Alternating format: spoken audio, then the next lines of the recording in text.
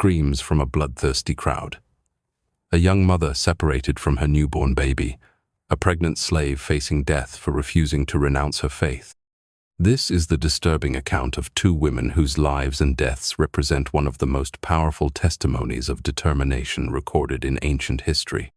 Today, we reveal the true story of Perpetua and Felicitas, two mothers whose brutal execution in the arenas of Carthage shocked even the Romans, accustomed to violence. A story so impactful that its narrative, partially written by Perpetua herself, remains one of the oldest known texts authored by a Christian woman. Vibia Perpetua was born into a noble Roman family around the year 180 of the Christian era in Thuburbo Minus, near Carthage in the Roman province of Africa, modern-day Tunisia. Young, well-educated, and of privileged status, Perpetua had everything a woman could desire in Roman society: status, wealth, and a secure future. Her family was affluent, owning land and slaves, and she herself was married, with a baby son whom she was still breastfeeding. Felicitas, on the other hand, was her personal domestic slave, living in the lowest condition of Roman society, property of another human being, without rights, without a voice.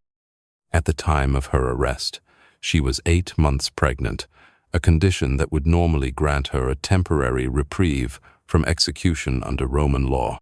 How, then, did these two women of such distinct social conditions end up sharing the same tragic fate? What could unite a Roman noblewoman and her slave in such a horrible end? The answer is simple, yet extraordinary for their time. Both had converted to a forbidden religion, Christianity.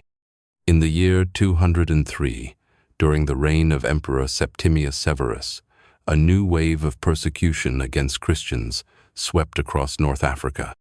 This wasn't an empire-wide, systematic purge, but rather a localized effort to curb the growth of the new faith and reinforce adherence to traditional Roman cults and the emperor's divinity.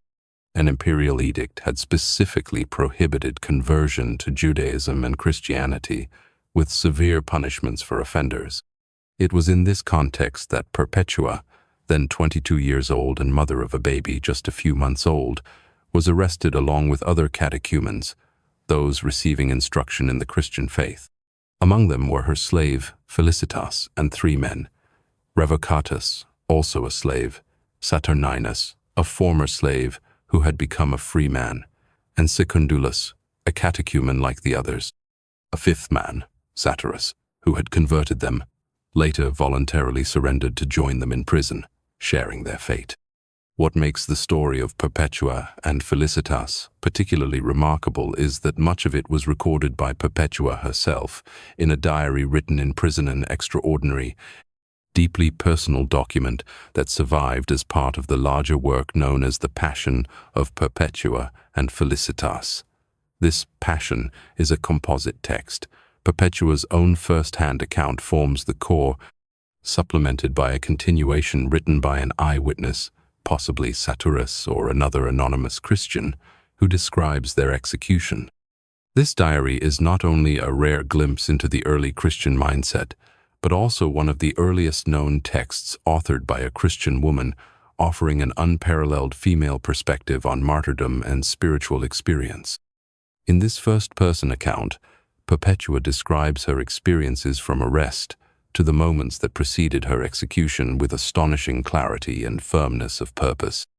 In the first days of captivity, Perpetua faced not only the terror of the Roman prison, notorious for its inhumane conditions, darkness, stifling heat, and overcrowding, but also the unbearable anguish of being separated from her newborn baby, whom she was still breastfeeding.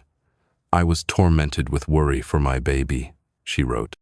Her father, a devoted pagan, visited her repeatedly in prison, pleading, weeping, and begging her to renounce her faith for the sake of her child and the family's honor. He saw her conversion as a profound disgrace to their noble house.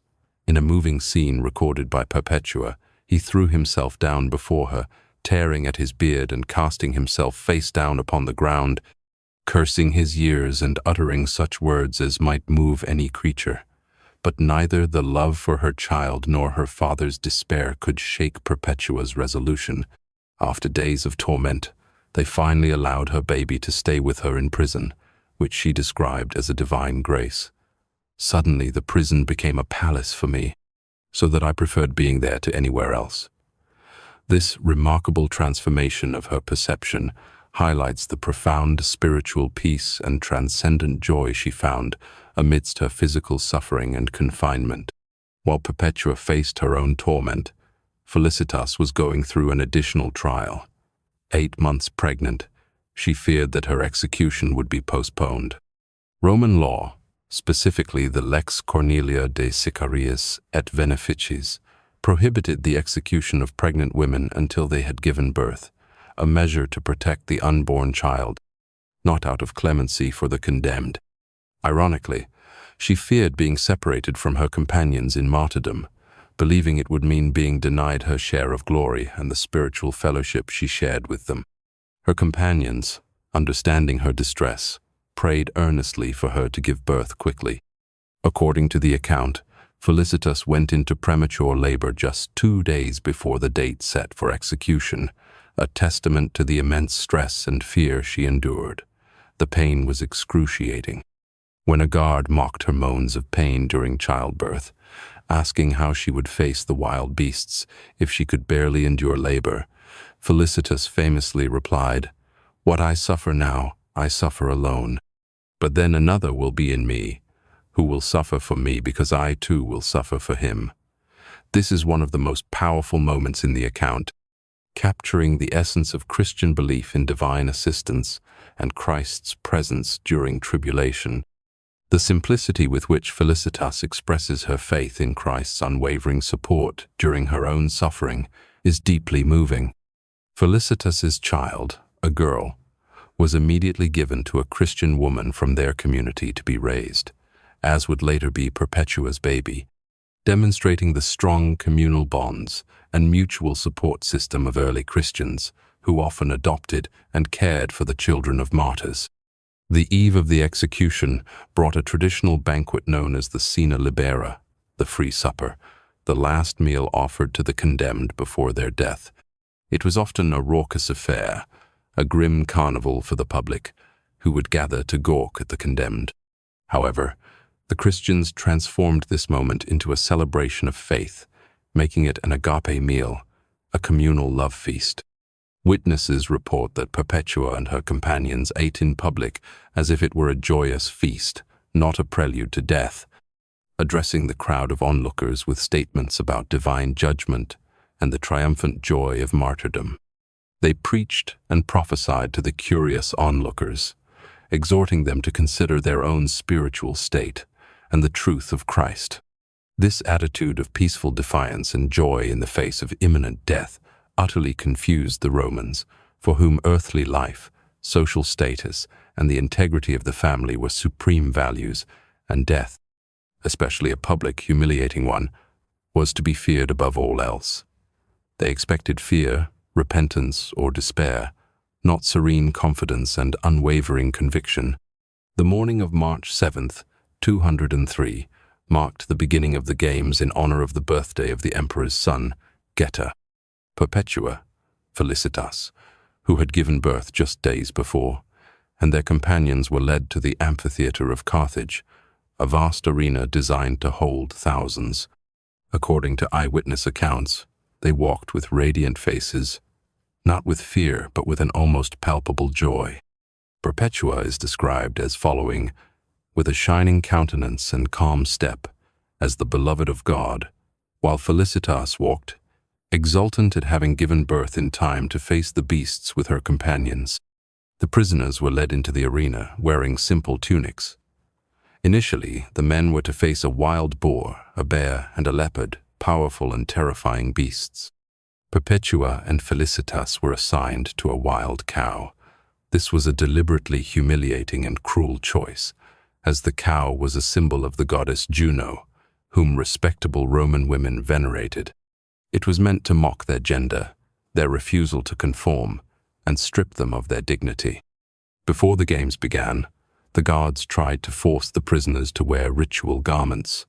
The men, the vestments of priests of Saturn, and the women, the vestments of priestesses of Ceres, pagan deities whose worship was intrinsically linked to imperial power and agricultural prosperity. This was a final, insidious effort to force them into a symbolic act of worship of the Roman gods, an apostasy that would invalidate their martyrdom and proclaim the triumph of Roman religion. Perpetua, ever resolute, resisted fiercely. "We came here of our own free will so that our freedom would not be violated. We gave our lives precisely to avoid doing such things." Impressed by her courage and defiance, the tribune in charge of the games allowed them to face the beasts without the ritual garments, a minor but significant victory for their conscience against forced conformity. What followed was a demonstration of Roman brutality at the height of its public expression. The men were exposed to the beasts and eventually killed by gladiators. When it came time for Perpetua and Felicitas, they were stripped and placed in nets to be exposed to a wild cow. Even the Roman audience, accustomed to graphic violence and the spectacle of death, was reportedly shocked to see a recently delivered mother, with breasts still dripping milk, and a young noblewoman being treated with such indignity. The sheer vulnerability of the two women moved even the hardened crowd. In a rare display of public mercy, the crowd shouted for the women to be brought back and dressed in loose tunics to cover their bodies, a testament to their unexpected impact. Perpetua was the first to be attacked, thrown into the air by the cow and falling heavily on her back. According to the account of a witness who completed her diary, she sat up and, noticing that her clothes were torn on the side, instinctively pulled them to cover her thigh, more mindful of her modesty than her pain. Then, seeing Felicitas thrown to the ground and injured, Perpetua, despite her own wounds, extended her hand and lifted her up. There, the two stood side by side, having miraculously survived the first round of torture. The crowd, eager for the finale, demanded that they be brought to the Porta Sana Vivaria, the Gate of Life, ironically named as it was for those who survived or were brought out dead, where gladiators awaited them for the final execution by sword. Perpetua, described as if in a trance or deep spiritual ecstasy, seemed not to realize what had just happened, asking when they would be delivered to the cow. When told she had already faced the animal, she did not believe it until she saw the marks on her body and her torn clothes, confirming the reality of her ordeal. Don't let history put you through the ringer like Perpetua and Felicitas. Subscribe for more incredible stories without the risk of being gored by a wild cow. In the final moment, the condemned Christians exchanged the kiss of peace, a significant ritual in which they greeted each other as equals before Goda, striking contrast to rigid Roman social stratification. They then voluntarily advanced to their final execution by sword. The executioner designated for Perpetua was a novice gladiator whose hand trembled, perhaps unnerved by the women's composure or the gravity of the act. After a first failed blow that hit her bones, causing her extreme pain, Perpetua, in an extraordinary final act of agency and control, guided the man's trembling hand to her throat for the fatal blow. The account concludes, perhaps such a woman, feared by the unclean spirit, could not be killed unless she herself willed it. This powerful statement emphasizes her spiritual victory and unwavering resolve. The story of Perpetua and Felicitas quickly became one of the most influential and venerated martyrdom accounts in the early Christian church. Saint Augustine, who lived 2 centuries later in Carthage, preached annual sermons on the anniversary of their martyrdom, March 7th, which became their liturgical feast dia date, that still remains in the Christian liturgical calendar, commemorating their profound sacrifice. Their narrative was widely circulated, read aloud in churches, and copied extensively, inspiring countless believers. What makes the martyrdom of these 2 women so exceptional and enduring? Perhaps it is the extraordinary reversal of social norms it represents in the rigidly hierarchical Roman society. Perpetua, a noblewoman, and Felicitas, a slave, should have been separated by an insurmountable social chasm. However, their common faith united them in a sisterhood that transcended all social barriers, making them equal companions before God, sharing the same fate and the same crown of martyrdom. Moreover, in a society where women rarely had a public voice or control over their own narratives, Perpetua not only chose her destiny against all family and social pressures, but also recorded her own story, leaving a document that has survived for almost 2 millennia. Her diary represents one of the first instances in Western history of a woman speaking with her own voice, documenting her spiritual experience and her unshakable resolution in the face of death, a truly revolutionary act for her time. For early Christian communities, often persecuted and socially marginalized, the story of Perpetua and Felicitas offered a powerful counterpoint to the Roman imperial narrative. While Rome valued hierarchy, power, and conformity, these women exemplified equality, peaceful resistance, and spiritual freedom. The image of two mothers, a noblewoman and a slave united in their determination and in their martyrdom, became a powerful symbol of a new social order, based not on status, but on shared faith and spiritual equality, challenging the very foundations of Roman societal norms. The story of these two mothers also resonates with a profound irony. In a society that valued women primarily as bearers of children and perpetuators of family lineages, Perpetua and Felicitas chose to abandon their newborn babies, not out of disdain for motherhood, but out of loyalty to a higher principle, their faith. This choice, perhaps the most difficult imaginable for any mother, underscores the intensity of their conviction and the supreme value they placed on their spiritual calling above all earthly ties. Thus ended the earthly existence of two of the most remarkable female figures of Christian antiquity. Not on comfortable deathbeds surrounded by their families and children, as would have been the natural fate of a Roman matron and a slave who survived the rigors of her condition, but in the public arena, united in their death as they had been in their faith, offering a testimony that defied Roman notions of power, status, and even motherhood. Their story represents a disturbing inversion of expectations. The beasts meant to tear apart their bodies ended up tearing down instead the invisible walls of Roman hierarchy.